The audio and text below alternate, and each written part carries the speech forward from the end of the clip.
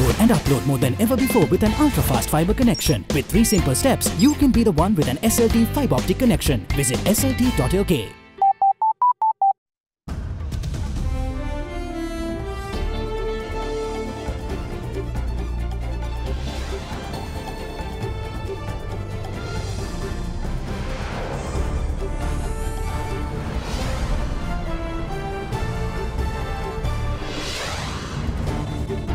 Tonight, fallout from Geneva. Former Northern Chief Minister presses home the need for hybrid courts. Not against the army. It is against the persons in the army who had committed wrongs. But the Director General for the Institute of National Security Studies thinks otherwise. Our constitution does not allow to have hybrid model in here, so it's not possible. Despite the bellicose statement, not all are happy with Sri Lanka's delegation. It was an absolute farce. They didn't make any difference. Looking to the future, Australia has no qualms about working with Sri Lankan security forces. Buried in reports, the Auditor General laments the lack of action on corruption flagged by his department. Another incarnation, Theresa May looking for ways to bring her EU withdrawal agreement back to the Commons for a 4th time. All this and much more coming up on First at 9 this Saturday, the 30th of March 2019. From AdaDerana, this is AdaDerana First at 9. Live from Studio 24 in Colombo.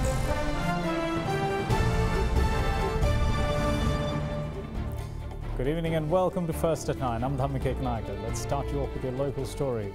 Now, our top story this evening, the annual report of the Office of the United Nations High Commissioner for Human Rights on Sri Lanka, presented to the UN Human Rights Council at its 40th session in Geneva by UN High Commissioner for Human Rights Michelle Bachelet, recently recommended the government to adopt legislation establishing a hybrid court to investigate allegations of violations and abuse of international human rights law and violations of international humanitarian law. Now, this recommendation spurred debate among various factions, with some calling it an infringement on the country's sovereignty, while some welcomed the measure as a way to achieve reconciliation and accountability.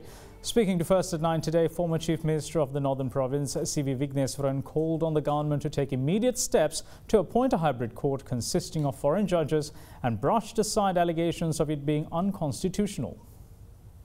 Now there is a view that you cannot have foreign judges coming in and taking part in judicial processes in Sri Lanka. That is not true, because the IIGEP, International Independent Group of Eminent Persons, which was brought in during the time of Mr. Mahinda Rajapaksa, did exactly that, because we had investigation taking place, but it was overseen, superintended by the IIGEP. And of course they found that the type of investigation that was going on was not up to international standards. If there should be credibility with regard to the judicial process that takes place with regard to war crimes, you must have foreign judges and or international personnel who are considered independent. This war crimes investigation is not against the army. It is against the persons in the army who had committed wrongs. Then there is this other thing that it will affect the sovereignty of the country. There is no such thing, because foreign judges are being brought in order to find out the truth. That is more important, and your sovereignty is not affected by it. Meanwhile, singing on the same hymn page, spokesperson of the Tamil National Alliance, parliamentarian M.A. Sumandiran, insisted that a government-initiated mechanism to resolve a conflict, which it is party to, against a group that fought to divide the country simply won't do. November මාසේ ජනාධිපති මෛත්‍රීපාල සිරිසේන මහතා Last November, the President called for an all-party conference to discuss how to implement the Resolution 30/1. I attended this meeting. During that time, the President did not say that he knew nothing about it or that it was signed without his knowledge. When we talked about foreign judges and the formation of hybrid courts, many were against this. I remember Field Marshal Sarath Fonseca saying that they can come and he is not afraid. We said this was necessary. Those who were victimized by war requested for an independent international investigation. investigation. The concept of an independent judiciary is an accepted notion by all. If there needs to be some form of independence when it comes to these matters, then there should be an international assistance because there are two parties involved. One is the government, while the other consists of individuals who fought to divide this country. If there needs to be an independent judiciary to resolve issues between these two parties, then appointments cannot be made from the government. It has to be neutral. It is because we accept Sri Lanka's sovereignty that we suggested such a court be established under the country's legal mechanism. The President knows this.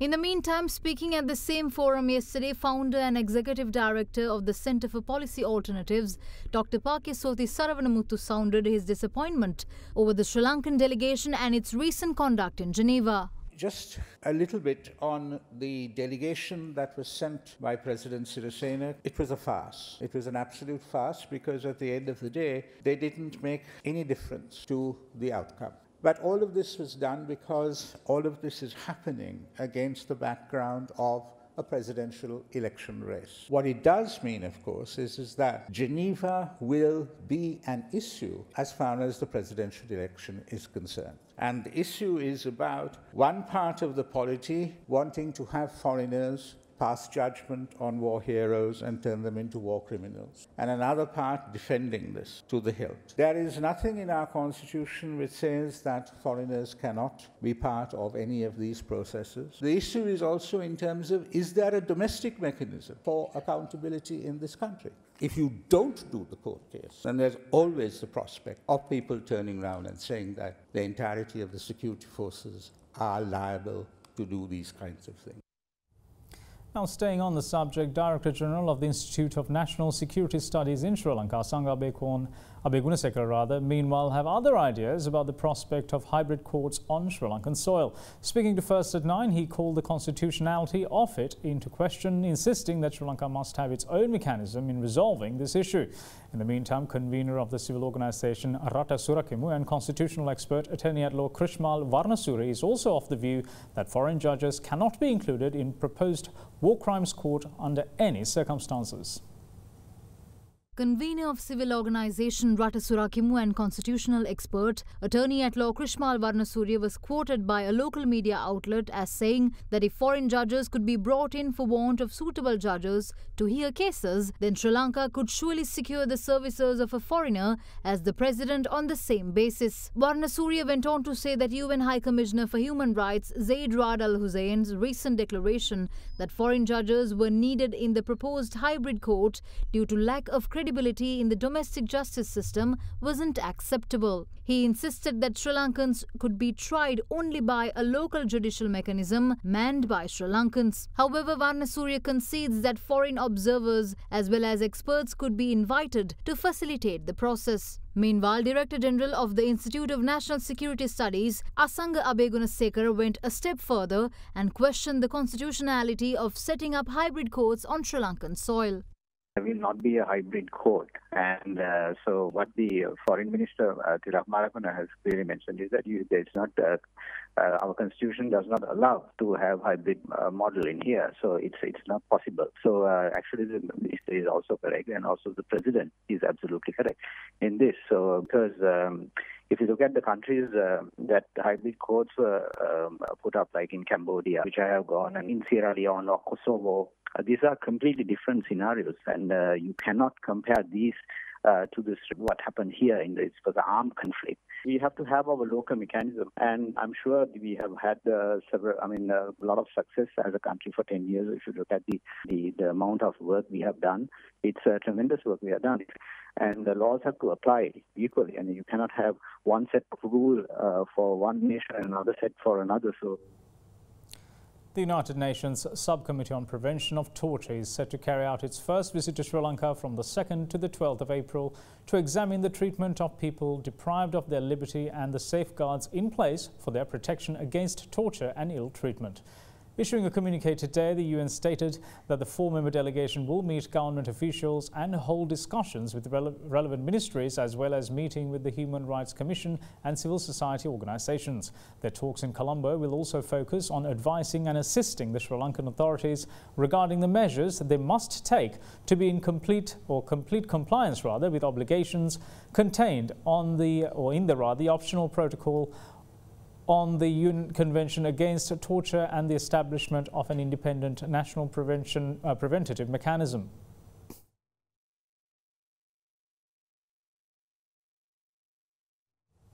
Now, an Australian envoy has said that its armed forces have no qualms about working with Sri Lankan security forces accused of human rights violations during the island nation's conflict with terrorist group the LTTE. Acting Australian High Commissioner John Phillips has made the comment aboard HMS Canberra III, one of 4 Royal Australian Navy ships visiting Sri Lanka as part of defence cooperation between the two countries. The Washington Post quoted Philip as saying that the allegations against Sri Lankan armed forces, however, must be taken seriously and investigated. Acting Sri Lankan High Commissioner had said, quote, "The approach we are taking is that we do not want to work with with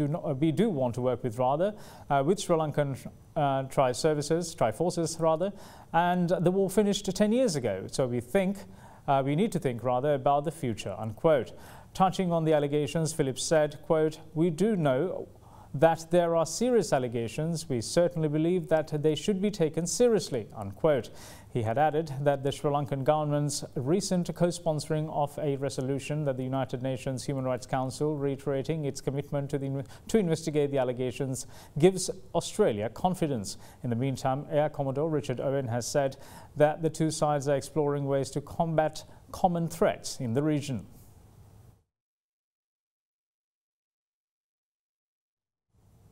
Moving on with other local stories, the inaugural ceremony of Toxin-Free National Market, or Vasa Visa Nathi Jathika Pola, commenced under the patronage of President Maithripala Sirisena at the BMRCH this morning. The Toxin-Free National Exhibition, along with a market, will be held across 3 days. A charter was also announced during the event. Speaking at the event, Parliamentarian Venerable Athuraliya Ratanathera said that he intends to make the 5 policies included in the charter national policies in 2020. The media partners of the event is Derana TV network.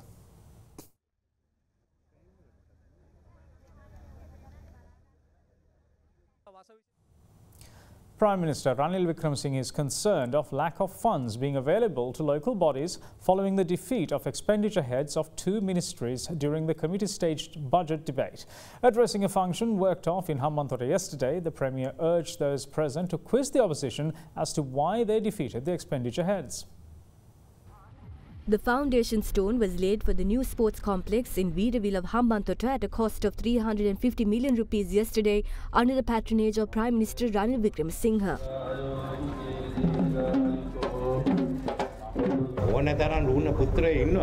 Although there are many from the south, there is no one to develop it. Our ministers like Sajith have taken over that responsibility. We have allocated adequate money for local authorities. But what happened? They defeated the expenditure head for the local authorities and local governments. Now don't expect any of these to get money. I don't know what to do if the opposition claims local authorities don't want money. Ask them why they defeated the expenditure head.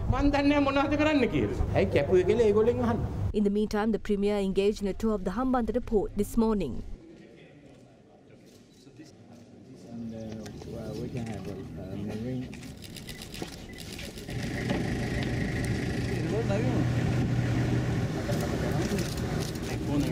There's number 3. He then visited the LP gas storage complex in Hambantota being built by the company Laugh Terminals Limited.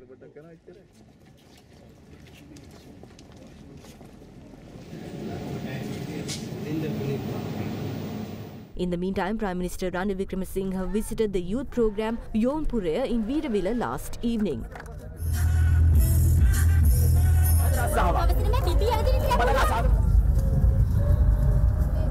The Premier's birthday was also celebrated at the Yaunpuriya district camp of Kurunegala. Around 8,000 youths representing all the districts are participating in the Yaunpuriya program, which is predominantly worked off in Hambantota. Meanwhile, a youth was able to set a new Guinness record during yesterday's proceedings. 50 concrete blocks with each weighing 100 kilograms were destroyed while being placed on the body of Janaka Kanchana Mudannayaka within 6 minutes.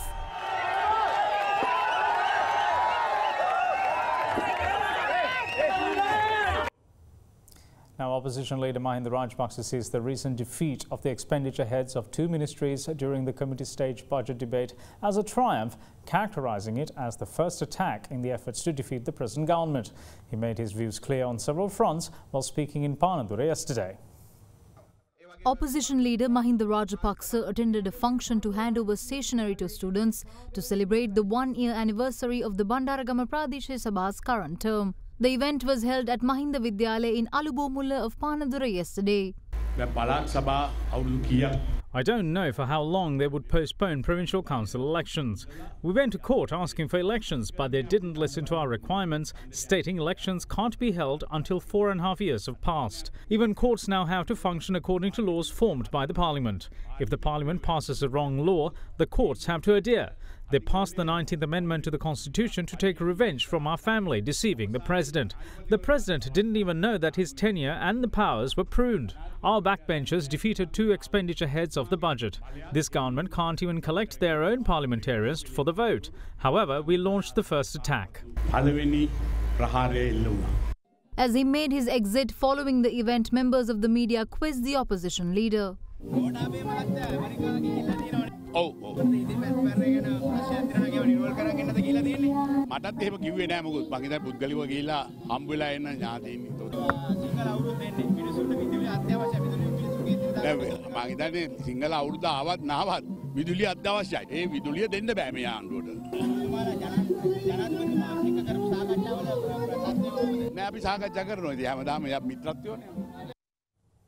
Now, with former Defence Secretary Gotabaya Rajapaksa expected to be among the presidential candidates, UPFA parliamentarian Rohitabe Gunawardena said today that opposition leader Mahinda Rajapaksa will announce the candidate of the Sri Lanka Podujana Peramuna by the end of May.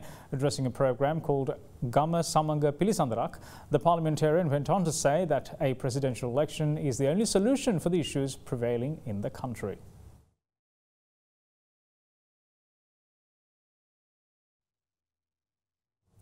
Auditor General H.M. Gamini Vijayasinghe reveals around 5,000 cases of corruption are identified approximately across 1,500 reports published by his department on the state service on an annual basis. Speaking at an event in Kalaniya yesterday, he said that the country will be able to resolve most of its problems if those corruption cases are addressed. I release around 1,500 reports annually on the public service, which mention around 5,000 cases of corruption. We can draw an end to most of the country's problems if we follow up on those issues. In Sri Lanka, transfers are the solution for white-collar crimes. As you're aware, bond scam is the biggest scam in the recent history of Sri Lanka. I compiled the reports regarding the bond scam, and you might have seen the conduct of most reputed members of the central bank. Some of them were arrested. Most of them were unable to fulfill their duties honestly by adhering to secrecy provision. I cannot cater to the current demand as I'm conducting a forensic audit on Sri Lanka cricket. So we called for international bids to audit the CBSL regarding the bond scam. These 6 bids nearly amount to 900 million rupees. Sri Lanka doesn't have institutions with necessary qualifications to undertake this task, and that's why we called for international bids.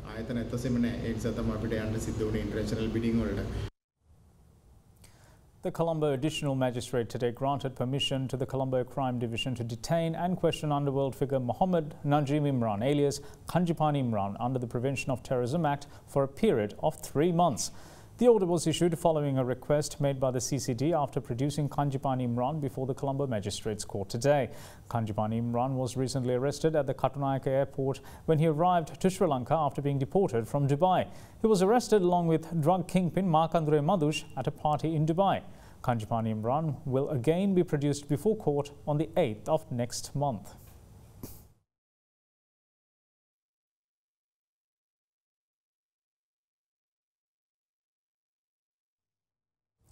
Now, the 41st camp of the series of medical camps worked off by the Derana Media Network's humanitarian initiative, AdaDerana, was conducted in Karulagaswava of Putlam today. Today's edition of AdaDerana was held with the intention of providing relief to those suffering from kidney diseases at Saliyavawa Veerapura Primary School. Blood and urine tests were performed to diagnose kidney patients. The medical camp was held in collaboration with the locals, Regional Director of Health Services in Madampe, 143rd Battalion of Sri Lanka Army, Sri Lanka Eye Donation Society, Sidam Laboratories, Lesions Hospitals, Octane Marketing Private Limited, Nipula Mills and the Nutrition Society.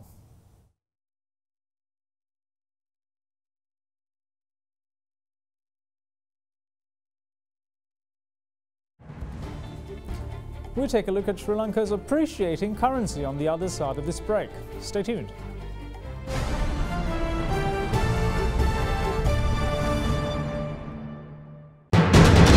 You are watching Sri Lanka's #1 news channel. This is AdaDerana 24.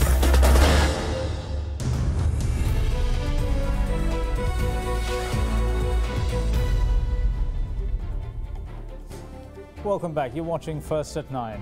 Now, the rupee dropped 16% last year and was one of the worst performing currencies in Asia due to heavy foreign outflows. This year, however, the rupee made a recovery as it appreciated by 2.2% against the US dollar. Dealers expect pressure on the currency to ease with more inward remittances ahead of the Sinhala and Hindu New Year.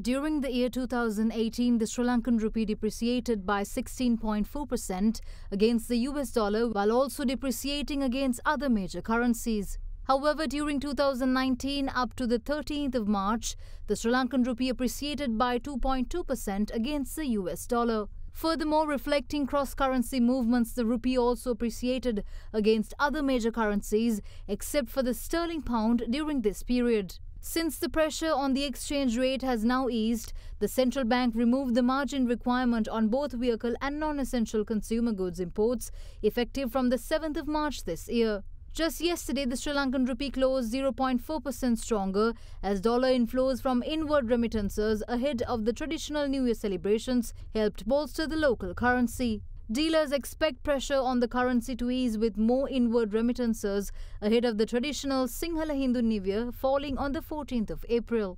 The rupee continued to be strengthened closer to at 175.47, today supported by the foreign remittance conversion ahead of New Year celebration and foreign inflows into the capital market. We expect RER to be reached 97-98 range with the rupee appreciation together with a strengthening of the dollar index.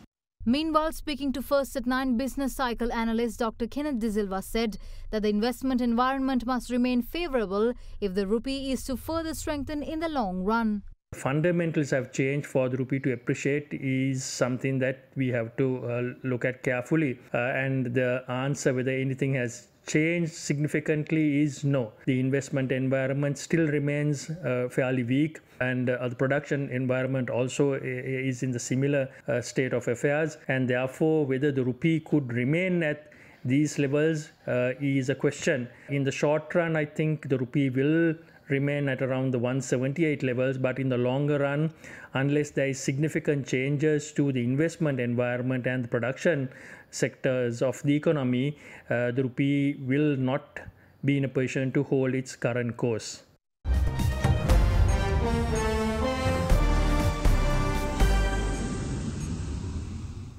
Now on to Brexit. Now, British Prime Minister Theresa May hasn't had an easy time of late, with the PM having to go as far as even promising the Tories her resignation before the next round of Brexit negotiations. Even then, her proposal was defeated by 58 votes. Now she intends to bring her EU withdrawal agreement back to Parliament, which would be for a fourth time. Theresa May and her cabinet are looking for ways to bring her EU withdrawal agreement back to the Commons for a fourth attempt at winning MPs' backing. The PM said the UK would need an alternative way forward after her plans was defeated by 58 votes yesterday. Mr. Speaker, I fear we are reaching the limits of this process in this House. This House has rejected no deal. It has rejected no Brexit. On Wednesday, it rejected all the variations of the deal on the table. And today, it has rejected approving the withdrawal agreement alone and continuing a process on the future. MPs from all parties will test support for other options during a second round of indicative votes on Monday. However, Conservative Party Chairman Brandon Lewis said the government did not support any of those options. Labour leader Jeremy Corbyn has called on May to change her deal or resign immediately, while Northern Ireland's DUP, which has propped up May's minority government, also continues to oppose the deal. The government has so far failed to win over 34 Conservative rebels, including both Remainers as well as Tory Brexiteers, who say the deal still leaves the UK too closely aligned to Europe. The BBC, quoting a Number 10 source, said that the source indicated that the Prime Minister would continue to seek support in the Commons. They insisted efforts were going in the right direction, given the margin of defeat was down from 149 a fortnight ago. MPs will hold another set of votes on various Brexit options in the Commons on Monday. We will be bringing you the result of a school big match as well as the latest from Miami Open. Don't go away.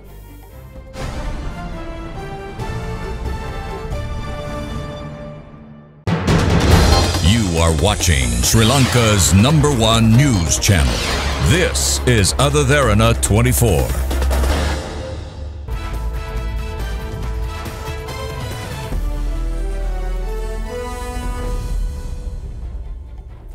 Welcome back. You're watching First at 9. Let's have a look at sports news. Now, the 13th battle of the goals between DS Senanayake College and Mahanama College ended in a draw at the Pisara Oval grounds today.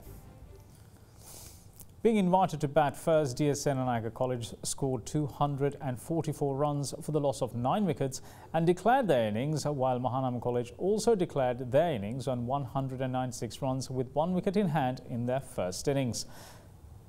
Playing their second innings, DS Senanayake College were at 90 with 9 wickets in hand at the end of the second day's play, ending the match in a draw.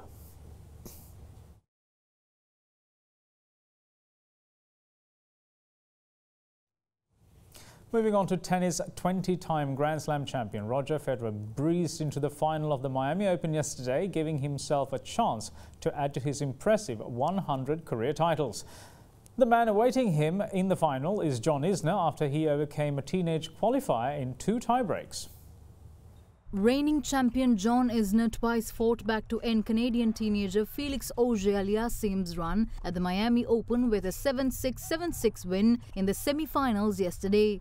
American Isner overcame 3-5 deficits in both sets, and Auger-Aliassime's failure to close out either set on his serve was key to the outcome of the match. In the meantime, Roger Federer cruised into his 5th Miami Open final with an impressive 6-2, 6-4 victory against Canadian teenager Denis Shapovalov. Federer was dominant in serve and broke the 19-year-old 3 times to set up a final with American John Isner.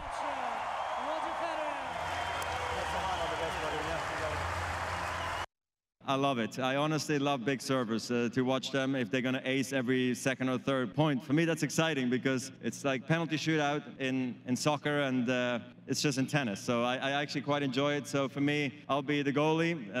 You know, on Sunday, I'll try my very best and try to get many balls back as possible, and just hopefully we'll have a good match. Interesting analogy there. That's it from all of us here at First at 9. Thanks for watching. Bye-bye.